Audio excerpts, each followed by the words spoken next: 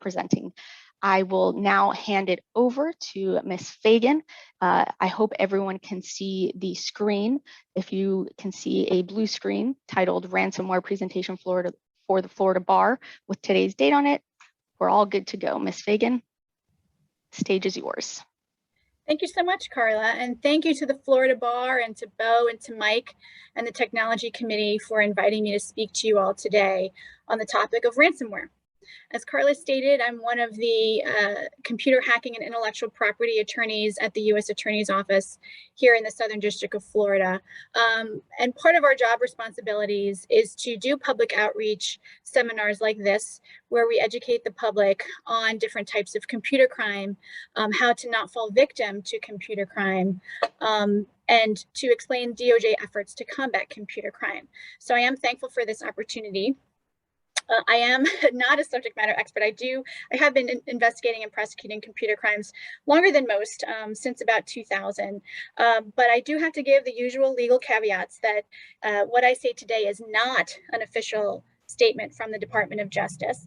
I am reflecting on my own experiences as a prosecutor and investigator, and offering some tips based on what we've seen experienced by other victims, because we want to help protect companies here in Florida. Ransomware is an increasing threat to our companies in the United States. Law firms have become targets. Your clients have become targets. And so we want to offer some lessons learned in this presentation should you or your clients fall victim to a ransomware attack. But my goal in this presentation is twofold. It's not just to educate, but it's also to seek cooperation from the legal community in the state of Florida as we investigate and prosecute these crimes. I am one of several CHIPs in the Department of Justice. Every U.S. Attorney's Office in the country, all 94 districts, have CHIP attorneys who receive specialized training in investigating computer crimes. All of the field offices of the FBI also have specially trained cyber agents to investigate these crimes as well.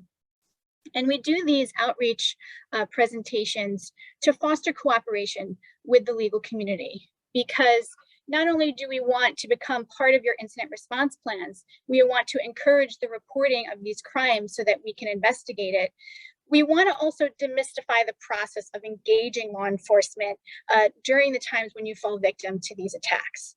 I do welcome any questions at the end.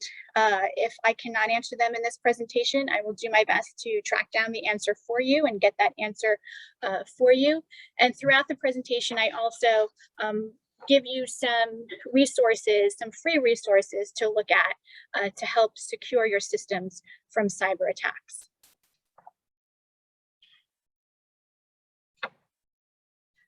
So, see, of course, we wouldn't be a cyber presentation if we couldn't advance the slides. So I don't know, Carla, there we go, ransomware. So let's begin. What is ransomware?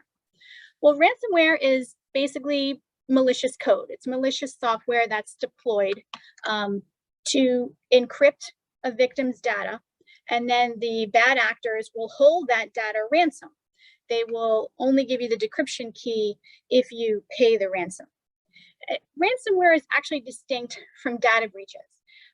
You are probably familiar with data breaches. You know, back in the 1990s, there was a spate of them, and that spurred the creation of a number of state laws that directed companies who were custodians of personal identifying information to report security breaches to their customers if they experienced a data breach. So I'm sure you're all familiar with them, because every state has a different mandatory reporting requirement for these security breaches. Ransomware is a little bit different because there's a more sinister twist with ransomware. It's a little bit similar though, because with ransomware, some of the perpetrators are taking data and stealing the data before they encrypt it. With the data breaches of the 1990s and the different state laws, there was an attempt, in fact, numerous attempts, to create federal legislation to make a uniform reporting requirement for data breaches, and that just never got passed. But now with the increased incidence of ransomware, there is legislation being introduced to make a mandatory reporting requirement for ransomware incidents. So I just want to put that on your radar because there are some versions of the laws that are out there, but nothing has been passed. Because ransomware incidents may include a breach of your security or a breach of your data, you or your clients may be subject then to these data breach reporting requirements, which vary from state to state. So if you or your company or your clients have customers or clients in different states, you're subject to different reporting requirements. And what I found is that usually these companies will just take the most stringent requirements and implement it across the board. Because how do you explain to a customer in North Carolina that you're giving them one set of disclosures that is different from a customer in New York? It just gets too unwieldy. So usually companies just go with the most restrictive reporting requirements and then just make those disclosures to all of their customers. But ransomware has been evolving over the years. Back in 2013, when CryptoLocker was launched, the ransom demands sometimes were not necessarily in cryptocurrency. Now it's pretty much all in cryptocurrency, but back then it could be in fiat currency. Fiat currency is normal currency, currency backed by a government like the dollar or the euro. But now ransom demands are made in cryptocurrency. We also saw it go from individual actors at the beginning who were developing the software and attacking victims. It wasn't that widespread, and the ransom demands were really quite low. What we've seen now is an increase in the ransom demands. It goes into the millions of dollars. I have a theory that it has increased not only for the sophistication of some of these threat actors, but also because of the increased use of cryptocurrency. It makes anonymizing the payments and the receipt of the monies, the receipt of the ransom monies, quote unquote, easier for them. So I do think the evolution of these criminal syndicates and the evolution of the ransomware has also progressed as the use of cryptocurrency has become more commonplace in our society. Because ransomware is profit driven. People do it to gain money. People also do it to steal your data. And there are certain attacks that can be for disruption of services or a weaponization of the malware. But really, ransomware is a profit-driven enterprise. The current iteration we see now is an affiliate-based deployment of the ransomware. And what I mean by that is the ransomware software is pretty difficult to develop. Not everybody has the skill to do it. So the developers who have the skill to do it are leasing out the ransomware code to affiliates. So they will develop the malicious code. They will get into an agreement with an affiliate, and the affiliate will launch the malicious code onto victims, make the ransom demand. And if a payment is made, then the affiliate will share a percentage of the ill-gotten profits with the developer. So that's what we're seeing currently. There's also been a number of companies that have been monitoring ransomware over the years. CloudWards is one of them. And they've seen a 30 times growth in the amount of ransomware demand from the fourth quarter of 2018, where it was in just the low thousands, to now this stat goes up to the second quarter of 2020, where it's in the hundreds of thousands. CloudWards also has these statistics, and I don't know what their survey base was, but these numbers are very alarming. 37% of businesses were hit by ransomware in 2021. It cost $20 billion to businesses in 2021. 32% of victims paid a ransom.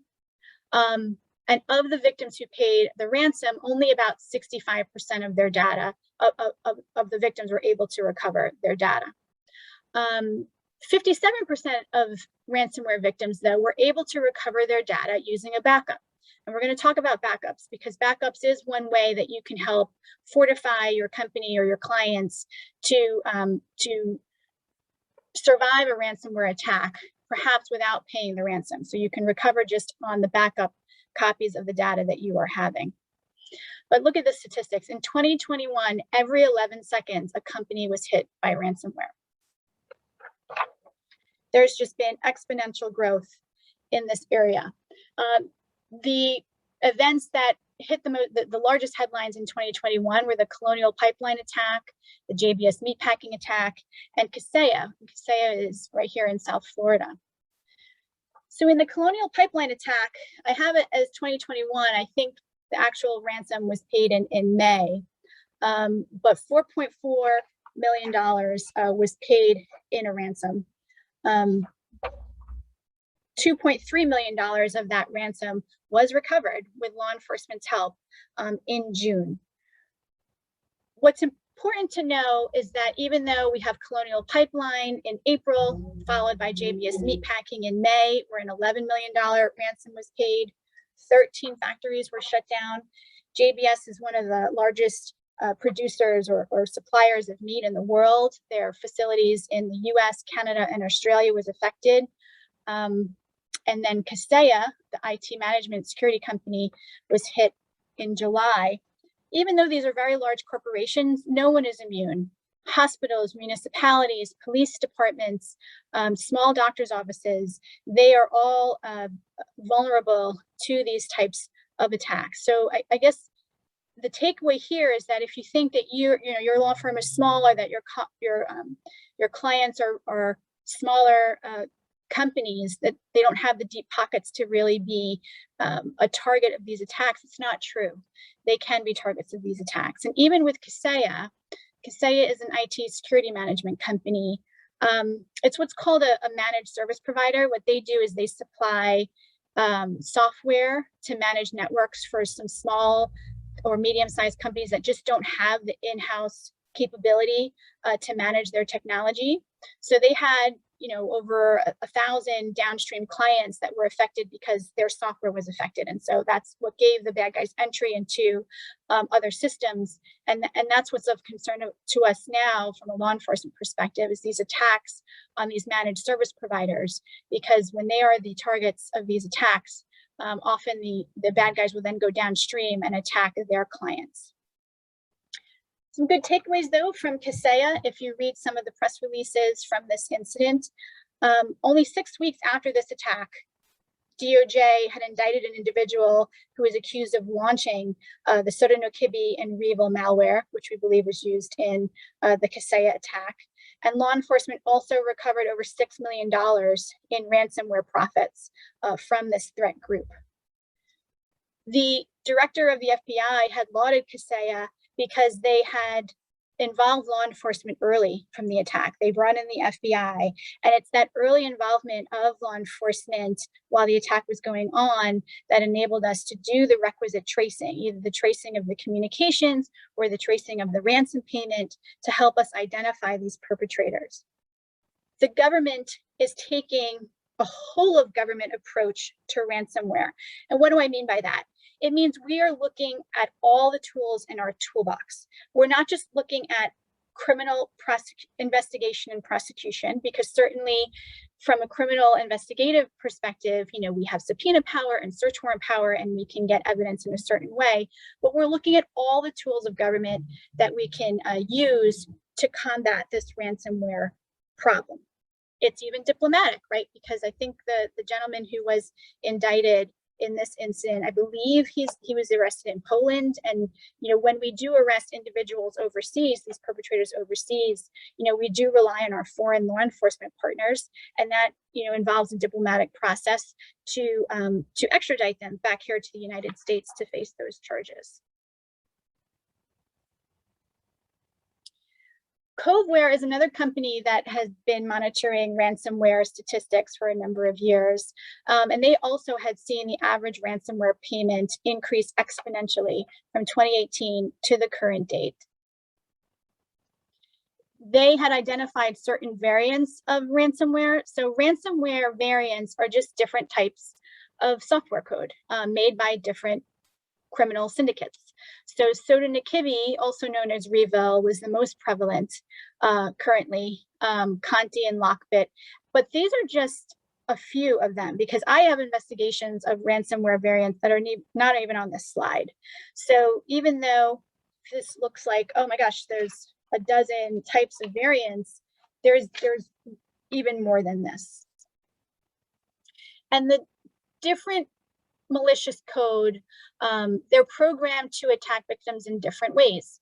So CodeWare analyzed the Sodinokibi and saw that about 1/5 of the Sodinokibi attacks were taking advantage of vulnerabilities through email phishing. And email phishing is when the perpetrator will send an email to a victim, usually an employee of a victim, and make it very attractive looking, or use deception to try to get the employee to click either on a link that takes them to a malicious site, or to click on an image that's embedded with malicious executable code.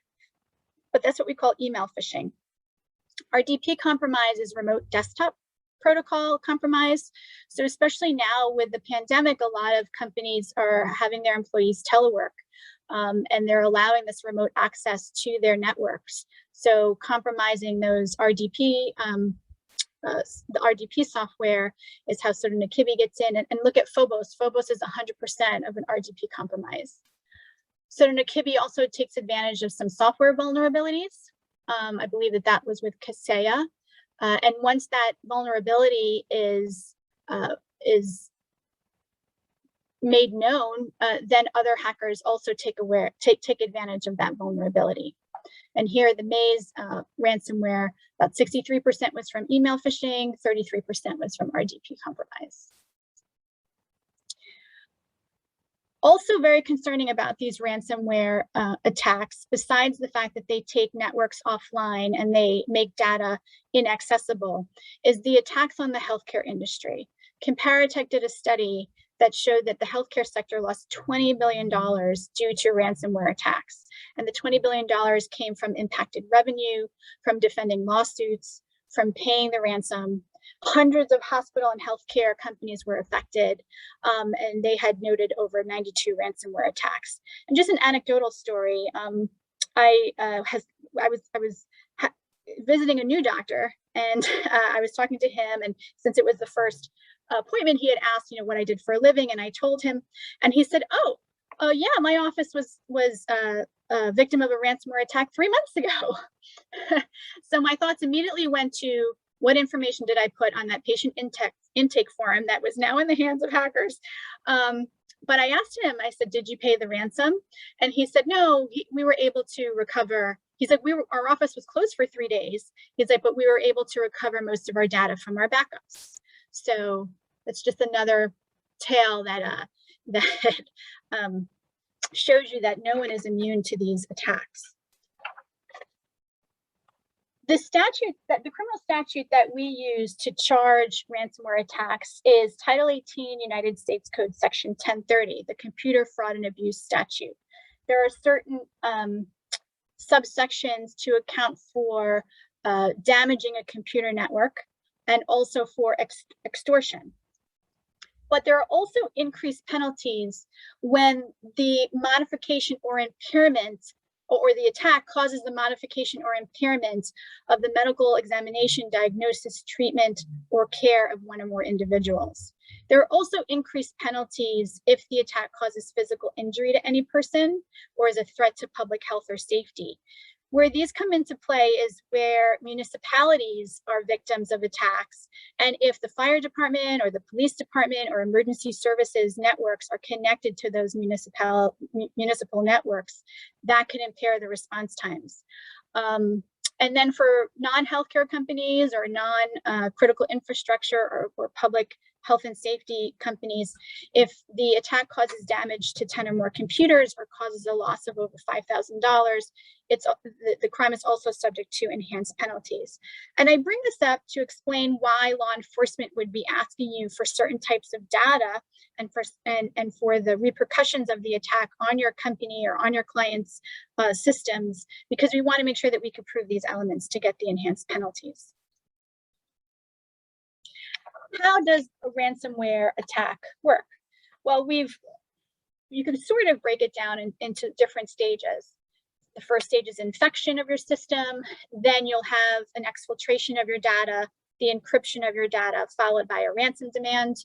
And then if you choose to make the ransom payment, the bad guys will then try to launder that payment to obfuscate the real identities of who's receiving those ransom payments. I want to share with you a good resource from the multi-state ISAC, the Multi-State Information Sharing and Analysis Center. They issued a ransomware guide back in September 2020, which I do encourage all of you to download and look at. I can send a copy to Carla to distribute to the group, but it also breaks down how ransomware is deployed and steps you can take to mitigate the damage. But in stage 1, infection, you should know that infection occurs with the intrusion into your network, and the bad guys can be undetected on your network for months. They will try to get into your system, and these are some common infection vectors through email phishing, through the vulnerabilities in RDP, or through software vulnerabilities. And then what they're going to do is they're going to look in your system and map out your network. They're going to look for what data is residing on your network, and they will jump from server to server to server. So even though they may infiltrate one aspect of your network, if you don't have the appropriate segregation protocols in place, they can then laterally go across your system and get to other data that's residing on other servers that's connected to your network if you don't have the appropriate silos in place. Why are they doing this? They're trying to see where your goods are, where your critical data is, and they want to see, is it worth taking? Is it worth exfiltrating? We will also ask you if your company or your clients are logging the access to this data, and how far back do the logs go? Because hopefully you are logging access to your critical data so that we would be able to see whether data has been exfiltrated in a ransomware attack, because not every ransomware attack results in the exfiltration of data, the theft of your data. Sometimes they just encrypt it and make it inaccessible to you and then demand the ransom in order to decrypt it. But sometimes they do steal your data. And then they all, as part of the ransom demand, they also, or the extortion demand, they also say, we have your data, and if you don't pay the ransom, we're either going to sell it on the dark web, or we're going to release it to the public, or we're going to let all your clients know that you had really horrible security, and we stole all their files. But there is no honor among thieves. They might be bluffing. We've seen negotiations between victims and ransomware perpetrators where the victims will ask for a sort of like proof of life. In a kidnapping ransom, you'll ask for proof of life before you pay the ransom, right? You want to make sure that the kidnapped person is alive before you pay the ransom. Well, sometimes victim will ask for the proof that their data was stolen, and the bad guys will send them a file, a snippet of the files that they took. And that is telling, because sometimes victims can tell from the data that is being sent as the quote unquote proof of life when the actual infection had occurred, because it might be an older version of the data, and they'll be able to tell, oh, wait a second, that was the version of a contract that was that we had back in March, and now it's May, so that means they were in our system back in March if that's what they took, that sort of thing. So we will ask you for logging features, and if you do get evidence of the data exfil, we will ask you to take a look at that so we could try to determine how long they've been in your system. But the stage 2 of the ransom, like we said, after they take what they want, after they encrypt your data, then they give you the ransom demand. Now, the different types of ransomware variants are deployed in different ways. They encrypt your data in different ways, and there's different, what we call IOCs, indicators of compromise. This is why we encourage victims to bring in law enforcement very early on, as soon as they know of an attack, because we are learning from past experiences what these indicators of compromise are. For example, you might see unusual network traffic while they're doing this recon, or while they're doing this exfiltration, or while they're doing the encryption. So we can work with your IT staff to see, do they see any of this unusual activity on your network? With exfiltration and extortion, another tip we have, which will help you in one way, but you're still a victim of the encryption of your data. But if you can identify critical data and encrypt it yourself, so that even if they steal it, they're stealing the encrypted version. It's very important if you do that, if you do employ encryption to safeguard your critical data, that you do not store the passwords or the decryption codes on your network, that you store them off-site, because once your network is infiltrated, they can also gain access to your decryption code or your passwords to decrypt the information. So the reason why we say, encrypt your critical data is because then at least they won't steal it and they won't be extorting you with the threat of releasing it. But at least, they can encrypt your encrypted version, right? So you're still sort of subject to the overall extortion threat. And then laundering the payments. FBI discourages the payment of ransom, but we understand that it is a business decision, and we understand that you are considering a lot of different factors in making a determination of whether you're going to pay the ransom. How critical is the data? Do you have the backups to recover, yourself? Do you have cyber insurance that would, help you pay for the ransom? These are all things that are going into your business decision of whether you're going to pay the ransom. But the ransom payments rely heavily on cryptocurrencies to work. And the sooner you can involve law enforcement, the sooner we can begin to trace these payments of the ransomware, of the ransom monies that's being paid. We do the typical follow the money analysis, and we have to use different investigative techniques to see where the money is going. Because like we said, now a lot of these deployments are affiliate based. So even when you pay the ransom demand, these actors have to pay a bunch of other people. And so the sooner you can bring us in, the sooner we can begin to trace that money. And sometimes we can get that money, some of the money back. Not always, but sometimes.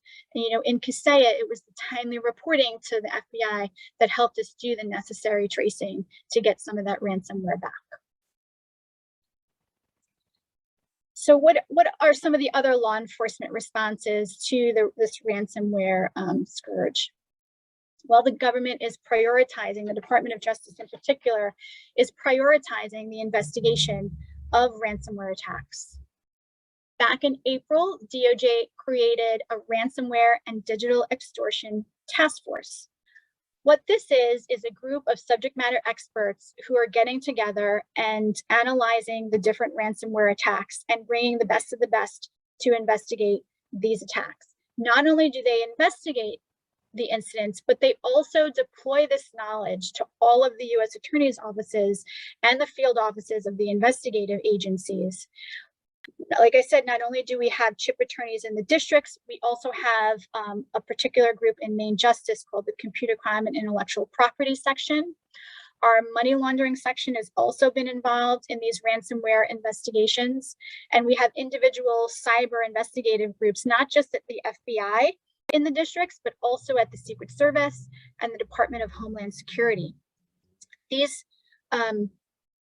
These groups coordinate their efforts in combating the crimes. And another feature of this creation of the Ransomware and Digital Extortion Task Force, DOJ has also made it mandatory to report ransomware incidents to Maine Justice so that they can coordinate the response. And this is mandatory reporting on behalf of the U.S. Attorney's Office. So for example, if I here in South Florida get notice of a ransomware attack on a victim, I have to make that report to this group. And I tell them, the type of industry that the victim is in, what the variant is, because law enforcement, based on the signature of they're just telltale signs of what we could tell what type of variant it is, what the ransomware demand is, and whether the ransomware demand was paid, and to what address it was paid to. And we have to immediately send this up to Maine Justice. And they look at that, and what Maine Justice has decided is that they're designating certain groups or certain offices to become the subject matter experts of those variants. So let's just say, for example, Dallas is assigned to a certain type of variant, and I have a victim in my district that was attacked by that variant. Once I report the incident, I will get notice like, hey, Dallas is assigned to that variant. This is the agent and the prosecutor who you should get in touch with. And then I reach out to them and we learn from them how to help the victim in our district. So it's a pooling of resources and a pooling of knowledge. But what helps is the partnership with the public sector. Because without you reporting these ransomware incidents, we can't pool this knowledge. Another act that the Department of Justice has done in October 2021 is to create a national cryptocurrency enforcement team. It's called CNET because, of course, we love our government acronyms. So CNET's goal is to dismantle the financial infrastructure that enables these cyber threat actors to profit. So it's going after the laundering of the payment, the exchanges that are being used to help launder the payments. The goal of a cryptocurrency enforcement team is to look at what are the tools we can use in the whole of government to make these attacks more costly and less profitable for these criminal enterprises. They also work to retrieve ransomware payments. So here's the June announcement of the recovery of $2.3 million from the Colonial Pipeline attack. Again, a lot of these recoveries could not have happened without the assistance and coordination with the private sector and with our foreign law enforcement partners. So why notify law enforcement? Because we have the specialized units within all of the different components of DOJ to investigate these crimes. We're also aggregating knowledge from other industry reporting because some industries also require incident reporting and we get notified from those other government agencies. We have experience with various ransomware variants because sometimes even when you pay a ransom and you get the decryption key, there's difficulty in the decryption process. Either the software is not compatible with certain types of hardware or software, but it's just not a smooth process. And when law enforcement is involved in a ransomware incident and they see what was used to, actually use the decryption key to decrypt the data, we can then use that information with subsequent victims to help them decrypt their data and not face those difficulties that were encountered by earlier victims. Now let's switch to some best practices, right? How to put yourself or your clients in a position where you can recover your data without paying a ransom. Because remember in that other report, it said that 57% of victims were able to recover from backups. Here are some best practice tips to think about to really to fortify your defenses so that if you are the victim of a ransomware attack, that you can consider recovering without paying the ransom. You want to engage in some security awareness training with your staff. You want to look at your virtual private networks and your remote access controls to see if you can make them stronger. You want to use multi-factor authentication. That is perhaps one of the most important ways that you can protect your data is to use multi-factor authentication before your users can have access to the data. You want to do vulnerability scans of your network. Obviously you want your IT staff to be deploying patches and updates as they're released. At a minimum, you should have antivirus and anti-malware. But again, we're going to talk about backups and why backups are important. And we're also going to talk about incident response plans. So training. What we found is that when there was the email phishing attacks, or when there was like social engineering for a lot of, I'm not going to talk about business email compromise attacks too much, that's a different type of crime. But when bad guys were able to infiltrate a system based on a mistake that one of your employees made, it's usually because the employees were not suspicious enough. We've seen a tension between efficiency and suspicion, right? Like your workers want to be efficient, they want to be helpful.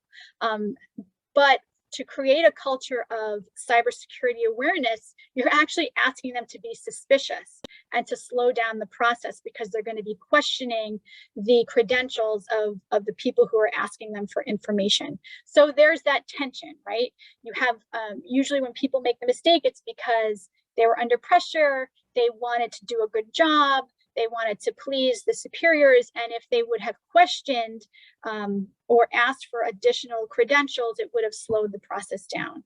So you want to let them know, like, look, that's okay. You know, it's okay if you're trying to verify someone's credentials before you, grant them access to that file or to that database.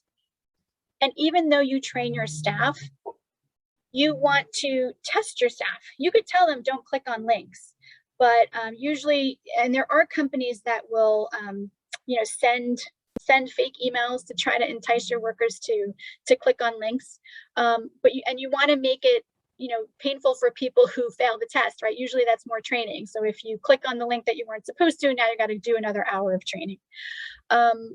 One thing to note is that October is Cybersecurity Awareness Month, and the multi-state ISAC, and I had referenced their Ransomware 2020 guide. The multi-state ISAC's website actually has a lot of free resources for you to train your staff.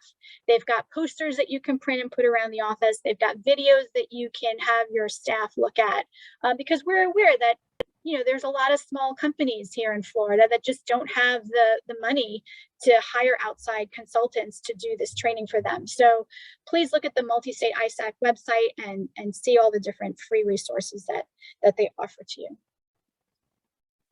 Access controls, controlling access to your critical data. You can have the best security protocols in the world, but if you have third-party vendors that you're allowing into your network and they have very poor security controls, now that's your weak link. That's the entry into your network. So you want to review the contracts with these third-party vendors. You may want to consider imposing minimum security standards that match your minimum security guidelines. But then it becomes, how do you verify that they actually are deploying those security standards, and how do you enforce that? But we would ask that you review your third-party contracts. You also make sure that their access matches the project that they're being hired to do. We've seen that sometimes when there was a vulnerability in a third-party contractor, that third-party contractor was granted way more access to the bigger victims network than they should have been based on the project that they were hired to do. And you also want to look at your remote access.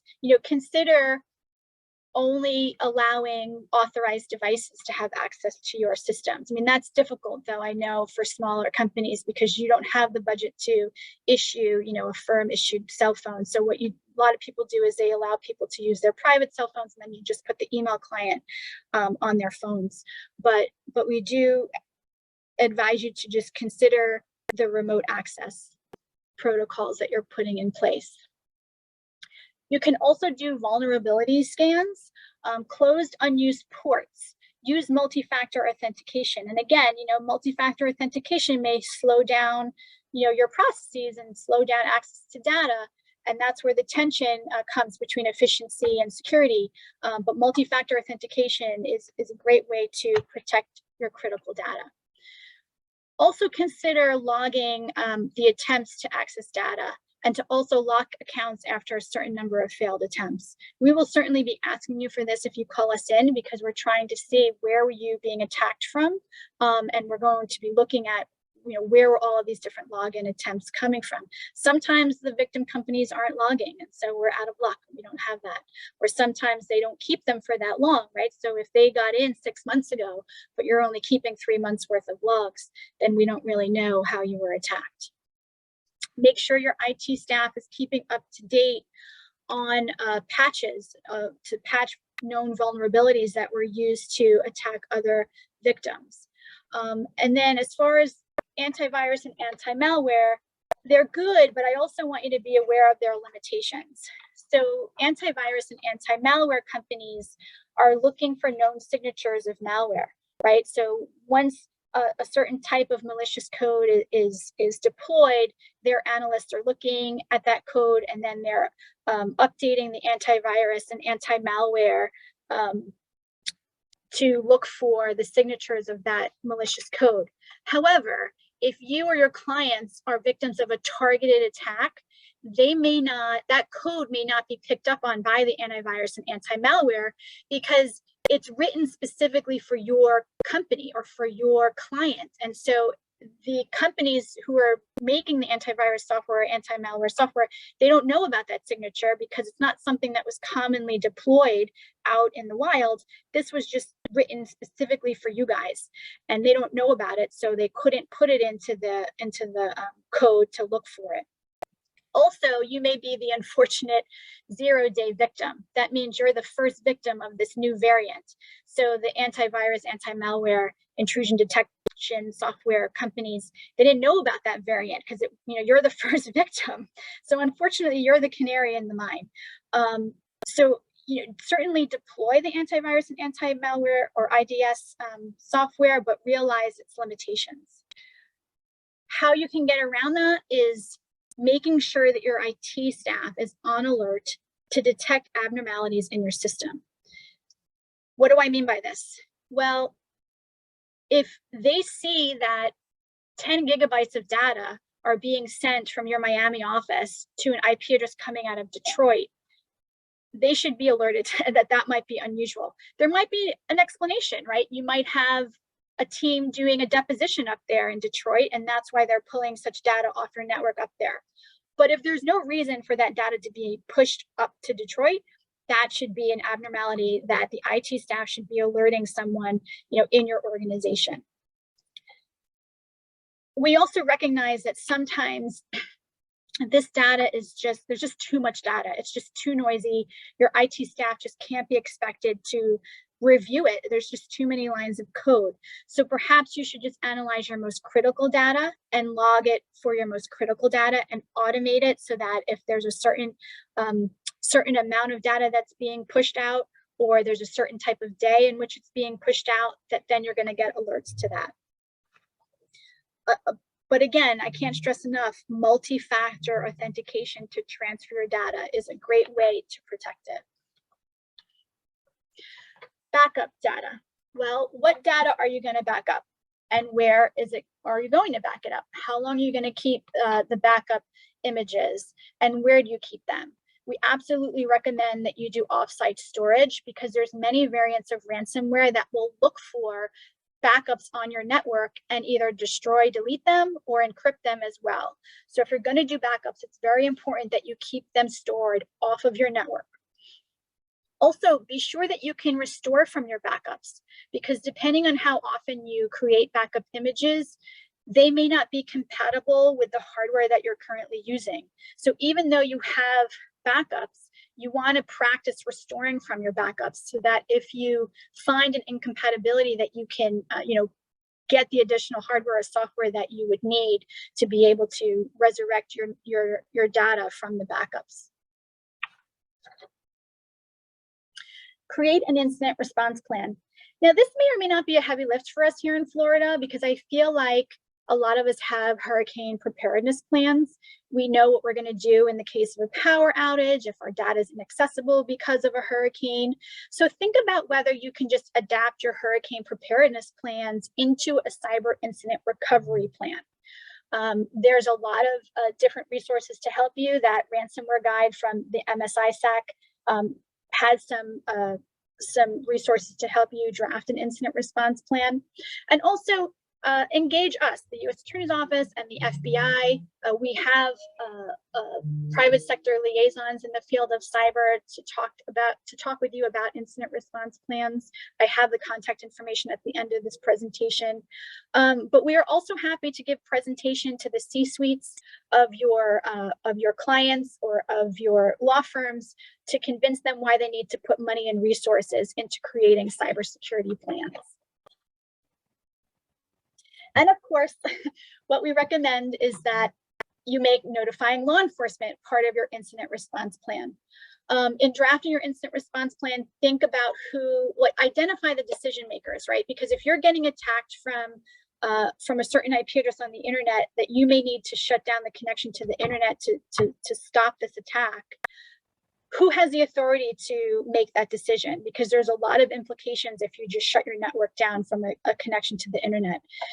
Who has the ultimate decision to make that? And it's much better to make these determinations in a calm setting when you're coming up with your incident response plan, rather than when you're in the midst of an attack. In the midst of an attack, you're under stress, you haven't slept, you're afraid you're going to get fired, there's finger pointing and blame going all around. That's not when you're going to want to decide who has the decision-making authority. You want to think about it when you're clear-headed and calm, and that's when you make your incident response plan. Who are your remediation partners? Some companies do have the ability to have on contract some of these incident response companies that will come in when there's an incident and help you recover. When you're going to be practicing your incident response, you should include them in that dry run, because that's what makes it a real life scenario. And then in cyber insurance policy, if you have one, it's important that everyone at every level of the organization who's making the decisions in this incident response plan is aware of what the minimum standards are in that policy for you to be able to be covered under the policy. I'd say maybe 6 or 7 years ago, we had done a presentation to the business community, and there were only maybe 2 insurance companies that were even offering cyber insurance policies. I believe there's many, many more now. As I was discussing with Bo and Mike and Carla in planning this event, I thought it would be worthwhile to maybe bring some representatives of the cyber insurance policy holders, just to see, what are these minimum requirements that companies have to implement in order for them to invoke the protections of the policy. So it's important to know, like, are you going to be able to meet those minimum standards in order to get reimbursed by the insurance, before you make the decision whether to pay that ransom. When I said before that the government is taking a whole of government approach to ransomware, this is one of the examples. So OFAC is the Office of Foreign Asset Control. They are a part of the Department of Treasury.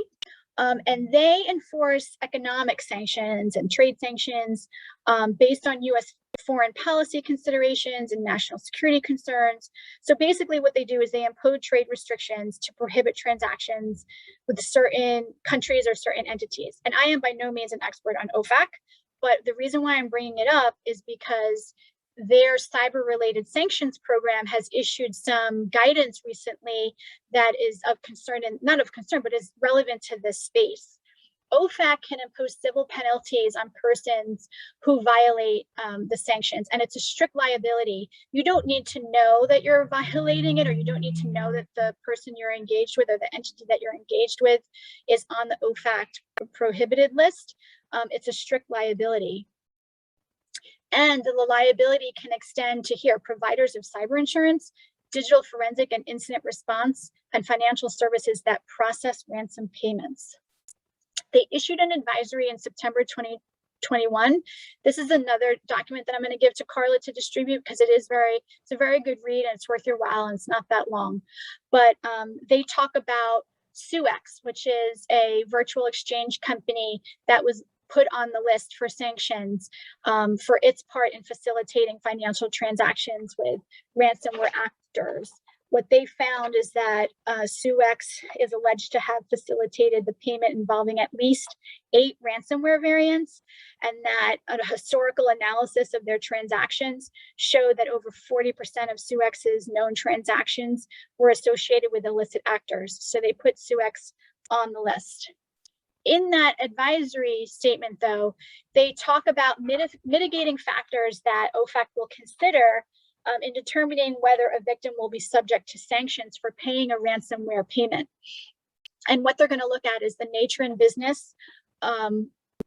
business of the victim and the information that the victim was seeking to recover, the steps taken by the business to prevent the occurrence, and that's all of those mitigating steps that we just talked about. Self-disclosure, whether you voluntarily told OFAC, like, look, we made this payment, even though we felt like we had to. But this one I love, and it's not in red in the guidance, but I'm putting it in red. cooperation with law enforcement. If you cooperate with law enforcement, you report the incident to law enforcement, and you provide ongoing cooperation, OFAC will consider that a mitigating factor in determining whether to issue sanctions and penalties for paying the ransomware payment. Now, what's interesting to me is the language that they put in the guidance, reporting to law enforcement and by providing ongoing cooperation. And why I find that very interesting is because, and again, this comes back to why I'm so grateful to Bo and Mike and Carla for letting me speak today, is because we've had many incidents of victims calling law enforcement when they're under attack, and we respond, we're on site. They then call their outside counsel, and then outside counsel puts the kibosh in the communication with law enforcement. They close ranks, they just shut down the communication. They don't share the indicators of compromise. They don't share images of the compromised machines with us. They don't tell us whether they're engaging with the ransomware actors. They don't tell us whether they're making payments. And it's very frustrating, there is that adage like, we're the government, we're here to help, but no, seriously, we're here to help with these ransomware investigations. We're not here to name and shame you. We are discreet. Our goal is to help you recover and to minimize the damage that you're going to be suffering under this attack. So why work with law enforcement? Well, because we can give you insight into the cyber criminal activity that we see. We can help you respond to the attack. We can assist you with recovery because we learn from other victims, and we can help you with those lessons learned from other victims. And we do take into account your needs in determining if and when and how to share information. So we are sensitive to that. And look, I am open also for you to call, and say, hey, if this happened, what would happen? These sort of hypothetical calls. Here are some contacts for the Southern District of Florida. This will be available later. So here's some contacts for the Middle District of Florida, and then for the Northern District of Florida. And what you've all been waiting for is the Florida Bar course number, 5741. And now I'll open it up to questions. Carla, are there any questions from the group? There are no questions, but I encourage any attendees to please ask questions now. If not, maybe Mike or Bo have some follow-up questions. Yes, thank you. I have one quick question. It appears that many of the bad guys are overseas in either Europe, Russia, Asia, China, or some other country. Why bother indicting them if they'll never see a U.S. courtroom? So we do get that question sometimes, like, why should we cooperate with you if these attacks are coming from a country that won't extradite the perpetrators? And we don't let that deter us, because we do indict them. We do put out the arrest warrants for them. And what that does is that it does a number of things. Just because they are these criminal actors doesn't mean that they don't like to travel, doesn't mean that they don't like their money and to spend their money. So it enables us to seize assets from them. It enables us to put out arrest warrants to restrict their travel. And then, there's a lot of extradition-friendly countries in the world. So we have been successful in arresting some persons who we thought were unarrestable because of the countries that they happen to reside in. Maybe we don't have an extradition treaty with that country, but they will travel to an extradition-friendly country, and then we're able to bring them to justice here. So we don't let that deter us. The other thing it does is it discourages their friends from committing these crimes too, because their friends who might be in the same business will see that they were indicted, and now their assets are being frozen and their travel is being restricted, and then that person might think twice about engaging in criminal activity as well. Great, thank you.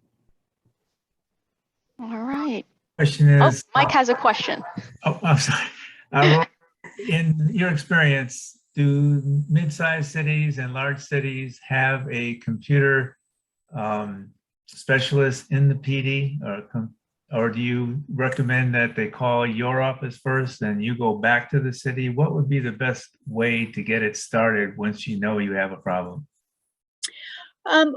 Well, I've given out the federal law enforcement partners who have dedicated cyber groups. There are dedicated computer crime groups within local police departments. However, they're also very overwhelmed, and they may not respond right away. So if the victim company has a connection in their local police department, they are free to call them. But if they don't get a response, I would encourage them to not stop there and to call either the U.S. Attorney's Office, and we can put them in touch with the appropriate federal investigative agency. And at least here in South Florida, which is the only district I can speak to, is there are partnerships between the federal and state and local law enforcement in the area of computer crimes. There are task forces. And so we call upon each other to assist in the investigations all the time. Thank you. And I will ask one final question. Here at Legal Fuel, the Practice Resource Center, we often get people contacting us. I say people, but members and law firms contacting us after the fact, asking us, the Florida Bar, I've been hacked, you know, ransomware attack, whatever the cyber attack or cyber issue may be, what do I do now? So we always give them, of course, all of the various websites and resources where they can report this. We obviously tell them to contact local law enforcement, as you've mentioned before.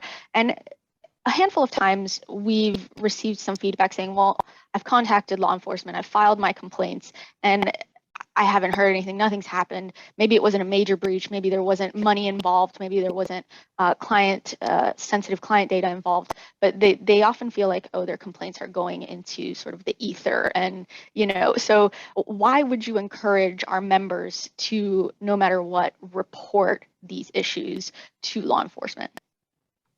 So, especially in the field of ransomware, we are aggregating the knowledge of these different incidents. So I actually am assigned to a particular variant to investigate it.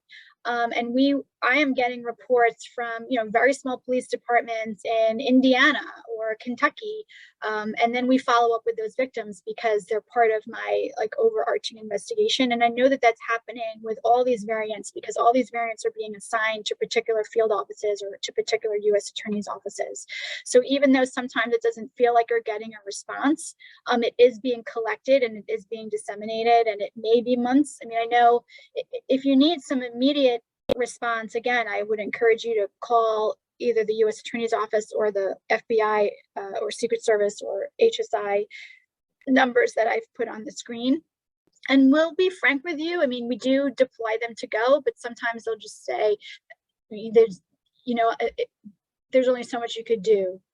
But we do aggregate all of that information in the investigation. It's just, you know, if there's no loss, if there was no data exfiltrated, then, you know, and if it's actors overseas, we're probably not going to extradite on that case.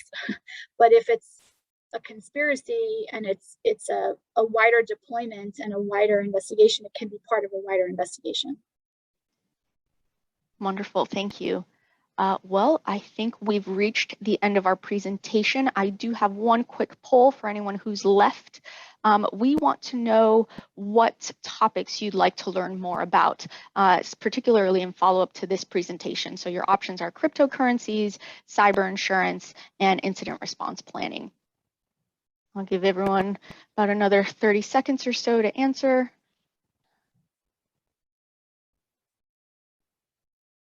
Wonderful. Well, preliminary results. It seems like cryptocurrencies and incident response planning are tied at 63% of respondents, with cyber insurance coming in at 33% of respondents. So thank you all for answering that poll, and thank you for joining us. Thank you, Ms. Fagan, for today's webinar. To our attendees, the recording and any supporting resources will be posted on our website, legalfuel.com. As we put up in a previous slide, the course number for this presentation is 5741. Again, that's 5741. And it has been approved for 1 hour of General CLE credit, including 1 hour of technology credit. You must use this course number to self-report your credit in your online member portal. We will not do it for you. If you have any follow-up questions about today's webinar presentation, please feel free to email me at legalfuel@floridabar.org. Again, that email address is legalfuel@floridabar.org. Thank you all for joining us for today's Ransomware CLE webinar. We hope you enjoyed it.